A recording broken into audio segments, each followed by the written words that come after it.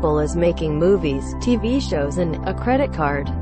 CEO Tim Cook and a roster of big-name celebrities, including Steven Spielberg and Oprah Winfrey, announced the company's much-anticipated entrance into the crowded video streaming market at a press event Monday afternoon inside the underground Steve Jobs Theater at its Cupertino, California headquarters. The company is producing its own lineup of films and TV shows that will be available via an updated version of the company's TV app on Apple devices. It is working with a number of existing streaming services, such as HBO, Starz and Showtime, to flesh out what's available there, in addition to its own streaming subscription. The company also announced its own mostly digital credit card and a subscription magazine option for its news app. Apple TV Plus. Apple is launching a paid, ad-free video portal for its own original movies and TV shows called Apple TV Plus. The product will launch this fall, but Apple has not yet revealed a price for it or said exactly how many shows it will have at launch. It will probably live as its own channel within the existing Apple TV app. The original programming and streaming subscription are just one part of Apple's larger plan to get into streaming video. It pairs with Apple TV channels, a storefront for other companies' subscription video streaming offerings.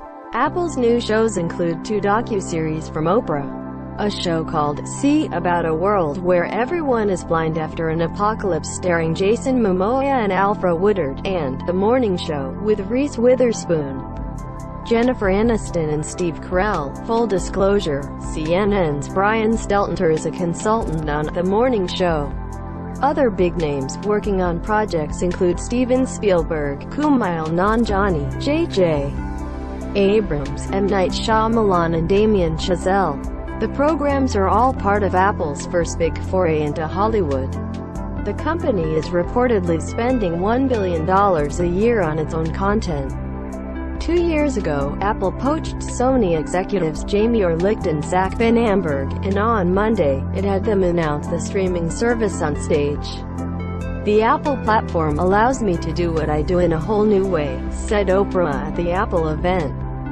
Apple is jumping into the streaming market at a time of ramped-up competition and widespread saturation. Powerful media companies like Disney and Warner Media, CNN's parent company, are launching streaming services later this year. NBC Universal, another media titan, is debuting its streaming service next year. These companies have the resources to bring in subscribers, as well as built-in vast content libraries. Apple, on the other hand, has the technical know-how and access to a massive audience of 1.4 billion people using its devices. Apple TV channels. Apple is creating a single place where all the content from your various subscription services can live side by side. The company is updating its existing TV app and adding the ability to sign and tier to various cable and streaming subscription services. The Apple TV app has been redesigned to look similar to other popular streaming services like Netflix, with vertical carousels of content and recommended things to watch next. There are tabs on the top for Watch Now, movies, TV shows, sports, family and library. Shows from each service you subscribe to, including Hulu and Prime Video, but notably not Netflix, will appear as if they're all part of the same service, side by side. The new version will roll out as a software update in May and as a new app on Macs in the fall.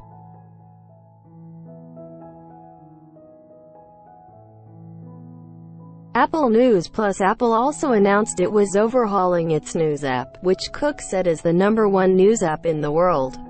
He did not clarify if that number relates to readers or downloads. Now called Apple News Plus, the app is adding more than 300 magazine subscriptions for a monthly subscription price of $9.99. Cook touted the news app's human editors and tightly controlled selection of news outlets as something that sets it apart from other online news sources, a pointed comment during a time when other tech companies have been criticized for helping spread misinformation. Apple also said the app would not allow advertisers to track readers. Apple Card. Apple is partnering with Goldman Sachs to make its own credit card due out this summer. No plastic required. Apple Card will be available on all iOS devices in the Wallet app. It has a rewards system that adds 2% of any Apple Pay purchase amount directly back to the Apple Wallet as cash. The deposits are made daily, and the reward goes up to 3% for purchases of Apple products, and down to 1% for purchases made with the physical card.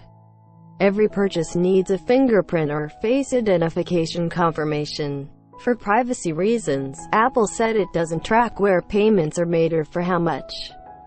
The budgeting features are done on device, and Apple said it will not sell user information to third parties. An optional physical card is available, but in typical Apple fashion. It's a laser-etched titanium rectangle. Apple likes to be minimalistic when it comes to design, so there is no expiration date, card number or security code on the card, only in the app.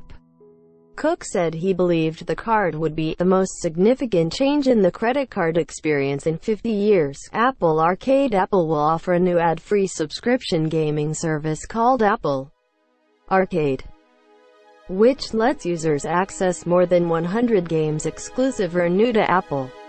The service will be available this fall in 150 countries.